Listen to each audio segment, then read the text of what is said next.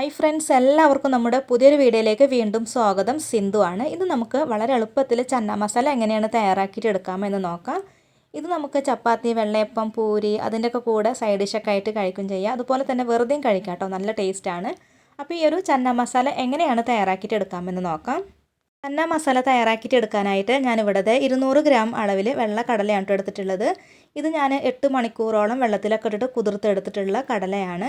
ഇതൊന്ന് വേവിച്ചിട്ട് എടുക്കാം കേട്ടോ. ഞാൻ ഈ ഒരു വെള്ളത്തോട് കൂടിയിട്ടാണ് കുക്കറിലേക്ക് ഒഴിച്ച് കൊടുക്കുന്നത്. തലേദിവസം തന്നെ നല്ലോണം കഴുകിയിട്ട് വെള്ളം ഒഴിച്ച് വെച്ചിട്ടുണ്ടായിരുന്നതാണ് കേട്ടോ. അപ്പോൾ അത് കാരണമാണ് ആ ഒരു വെള്ളത്തോട് കൂടിയിട്ട് ഇതിലേക്ക് ഒഴിച്ച് കൊടുത്തിട്ടുള്ളത്. ഇതിലേക്ക് കുറച്ച് ഉപ്പും കുറച്ച് വെള്ളം കൂടി ഒഴിച്ച് കൊടുത്തതിന് ശേഷം ഈ ഒരു കടല ഒന്ന് വേവിച്ചിട്ട് എടുക്കാം കേട്ടോ. അപ്പോൾ കുക്കർ അടച്ചതിന് ശേഷം ഒരു 5 വിസിൽ വരുന്നത് വരയ്ക്ക് ഇതൊന്ന് വേവിക്കാം. അപ്പോൾ ഓരോ കുക്കറിൻ്റെ വേവിനൊക്കെ അനുസരിച്ചിട്ടിരിക്കും വിസിലിൻ്റെ എണ്ണൊക്കെ. അപ്പോൾ അതൊക്കെ നിങ്ങൾ നോക്കിയിട്ട് വേണം കേട്ടോ ചെയ്യാനായിട്ട്. 5 വിസിലിന് ശേഷം അതേ കടലൊക്കെ നല്ലോണം തന്നെ വെന്ത് വന്നിട്ടുണ്ട്. അപ്പോൾ ഇതുപോലെ നല്ലോണം വേവിച്ചിട്ട് എടുക്കണം കേട്ടോ. നല്ലോണം വെന്ത കടലയിൽ വേണം ഈ ഒരു ചന്ന മസാല തയ്യാറാക്കിയിട്ട് എടുക്കാനായിട്ട്. ഇനി നമുക്കിതൊന്ന് മാറ്റി വയ്ക്കാം. ഇനി ഒരു പാത്രം അടുപ്പത്ത് വെച്ച് കൊടുത്ത ശേഷം ഇതിലേക്ക് കുറച്ച് സൺഫ്ലവർ ഓയിൽ ഒഴിച്ച് കൊടുക്കാം കേട്ടോ. ഞാനിവിടെ ഒരു 2 ടേബിൾ സ്പൂണോളം ഓയിലാണ് ഒഴിച്ച് കൊടുത്തിട്ടുള്ളത്. ഇതൊന്ന് ചൂടായിട്ട് വന്നു കഴിഞ്ഞാൽ 1/4 ടീസ്പൂൺ പെരിഞ്ജീരകം, ഒരു കഷ്ണം പട്ടയും ഒരു ബേ ലീഫും 2 ഗ്രാമ്പും കൂടെ ഇട്ട് കൊടുത്തിട്ടുണ്ട്. ഇനി ഇതൊന്ന് വഴറ്റിയെടുക്കാം കേട്ടോ. ചെറുതായിട്ടൊന്ന് മൂപ്പിച്ചിട്ടെടുക്കാം. ഇതൊന്ന് മൂത്ത് വന്നു കഴിഞ്ഞാൽ പിന്നെ അതിലേക്ക് നമുക്ക് സവാള ചേർത്ത് കൊടുക്കാം. ഞാനിവിടെ 3 സവാള ചോപ്പ് ചെയ്തിട്ടുള്ളതാണ് ഇതിലേക്ക് ഇട്ട് കൊടുക്കുന്നത്. അപ്പോൾ ഇതിന് പകരമായിട്ട് ചെറുതാക്കിയിട്ട് കട്ട് ചെയ്തിട്ട് ചേർത്ത് കൊടുത്താലും മതി. നല്ലോണം പൊടിയായിട്ട് വേണം കേട്ടോ കട്ട് ചെയ്തിട്ട് ചേർത്ത് കൊടുക്കാനായിട്ട്. ഇതെല്ലാം കൂടെ ഒന്ന് വഴറ്റിയെടുക്കാം. ഈ ഒരു സവാള നല്ലോണം ഒന്ന് സോഫ്റ്റ് ആയിട്ട് വരുന്നത് വരയ്ക്കൊന്ന് വഴറ്റിയെടുക്കാം. സവാള നല്ലോണം വഴറ്റിയെടുക്കണം കേട്ടോ. എന്നാലാണ് ഈ ഒരു ചന്ന മസാല കഴിക്കാൻ നല്ല ടേസ്റ്റ് ആയിട്ട് ഉണ്ടാവുള്ളൂ. ഇപ്പോൾ സവാളൊക്കെ നല്ലോണം സോഫ്റ്റ് ആയിട്ട് വന്നിട്ടുണ്ട്. ഇനി ഇതിലേക്ക് 1 ടീസ്പൂണോളം ഇഞ്ചി വെളുത്തുള്ളി പേസ്റ്റ് കൂടെ ചേർത്ത് കൊടുക്കാം.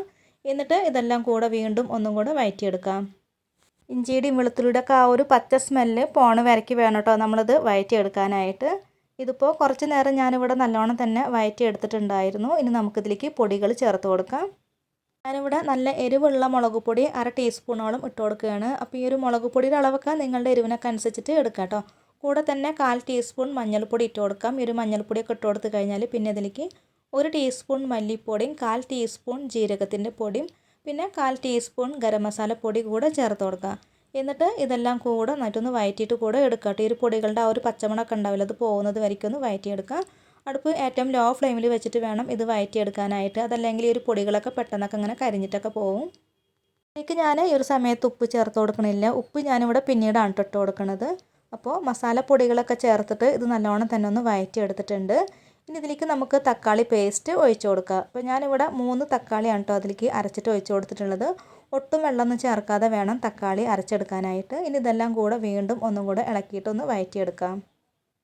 തക്കാളിയുടെ ആ ഒരു പച്ചമണമൊക്കെ ഉണ്ടാവില്ല, അതൊക്കെ ഒന്ന് പോണ വരയ്ക്ക് വേണം കേട്ടോ അത് നമ്മൾ വേവിച്ചിട്ടെടുക്കാനായിട്ട്.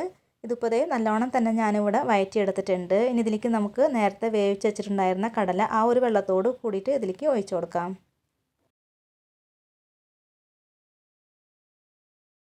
കടലൊക്കെ ചേർത്ത് കൊടുത്ത് കഴിഞ്ഞാൽ പിന്നെ ഇതെല്ലാം കൂടെ ഒന്ന് ഇളക്കിയിട്ട് കൂടെ വേവിച്ചിട്ട് കൂടെ എടുക്കണം കേട്ടോ. എന്നാലാണ് ഈ ഒരു മസാലയൊക്കെ ഈ ഒരു കടലയിലൊക്കെ പിടിക്കുള്ളൂ.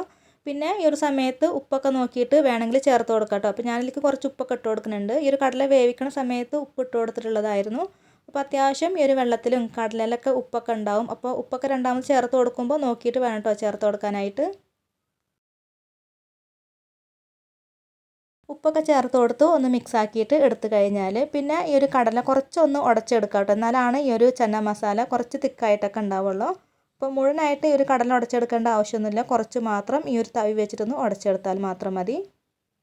ഞാനിവിടെ ഈ ഒരു ചന്ന മസാല നല്ല തിക്ക് ഗ്രേവിയിലാണ് തയ്യാറാക്കിയിട്ട് എടുത്തിട്ടുള്ളത്. നിങ്ങൾക്ക് ഈ ഒരു ചന്ന മസാല കുറച്ച് ഇങ്ങനെ ലൂസായിട്ടാണ് വേണമെന്നുണ്ടെങ്കിൽ ഒരല്പം ചൂടുവെള്ളമൊക്കെ ഒഴിച്ച് കൊടുത്തിട്ട് ലൂസാക്കിയിട്ട് എടുത്താലും മതി. അപ്പോൾ അതൊക്കെ നിങ്ങളുടെ ഇഷ്ടം പോലെ ചെയ്യാവുന്നതാണ്. ഇനി ഇതെല്ലാം കൂടെ നല്ലോണം ഒന്ന് ഇളക്കി കൊടുത്തു കഴിഞ്ഞാൽ പിന്നെ ഇതിലേക്ക് നമുക്ക് കുറച്ച് മല്ലിയില ചെറുതാക്കിയിട്ട് കട്ട് ചെയ്തിട്ടുള്ളത് കൂടെ ചേർത്ത് കൊടുക്കാം. ഇതൊക്കെ ചേർത്ത് കൊടുക്കണം കേട്ടോ. എന്നാലാണ് ഈ ഒരു ചന്ന മസാല കഴിക്കാൻ നല്ല ടേസ്റ്റ് ആയിട്ടൊക്കെ ഉണ്ടാവുള്ളൂ. അപ്പോൾ മല്ലിയിലൊക്കെ ചേർത്ത് കൊടുത്തിട്ടുണ്ട്. ഇനി ഇതെല്ലാം കൂടെ ഒന്നും കൂടെ ഒന്ന് മിക്സ് ആക്കിയിട്ട് എടുക്കാം. മല്ലിയിലൊക്കെ ചേർത്ത് ഒന്ന് മിക്സ് ആക്കി കൊടുത്തു കഴിഞ്ഞാൽ പിന്നെ നമുക്ക് ഫ്ലെയിം ഓഫ് ആക്കാം കേട്ടോ. എന്നിട്ട് നമുക്ക് അവസാനം ഒരു ഇൻഗ്രീഡിയൻസ് കൂടെ ചേർത്ത് കൊടുക്കണം. എന്നാലാണിത് ശരിക്കും നമുക്ക് ഹോട്ടൽ സ്റ്റൈലിലുള്ള ആ ഒരു ചന്ന മസാല കിട്ടുള്ളൂ കേട്ടോ. അപ്പോൾ ഞാനിവിടെ ഒരു 1/4 ടീസ്പൂണൊക്കെയും കുറവിൽ ചാറ്റ് മസാലയാണ് ഇട്ട് കൊടുക്കുന്നത്.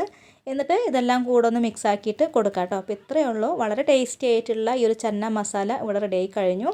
ഇനി നമുക്കിത് ഇഷ്ടമുള്ളതിൻ്റെ കൂടെ കഴിക്കാം, വെറുതെയും കഴിക്കാം. അപ്പോൾ ഉണ്ടാക്കി നോക്കിയിട്ട് അഭിപ്രായങ്ങളൊക്കെ അറിയിക്കുക. ഇന്നത്തെ ഈ ഒരു വീഡിയോ എല്ലാവർക്കും ഇഷ്ടമായിട്ടുണ്ട്, ഉപകാരമായിട്ടുണ്ട് എന്ന് കരുതുന്നു. അപ്പോൾ എല്ലാവരും ഒന്ന് ലൈക്ക് ചെയ്യുക, ഷെയർ ചെയ്യുക, കമൻറ്റ് ചെയ്യുക. നമ്മുടെ ഒരു ചാനൽ സബ്സ്ക്രൈബ് ചെയ്യാതെ കാണുന്ന കൂട്ടുകാർ ആരെങ്കിലും ഉണ്ടെങ്കിൽ ചാനൽ ഒന്ന് സബ്സ്ക്രൈബ് ചെയ്യുക. അപ്പോൾ ഇനി അടുത്ത നല്ലൊരു റെസിപ്പി വീഡിയോ ആയിട്ട് വീണ്ടും വരാം. താങ്ക്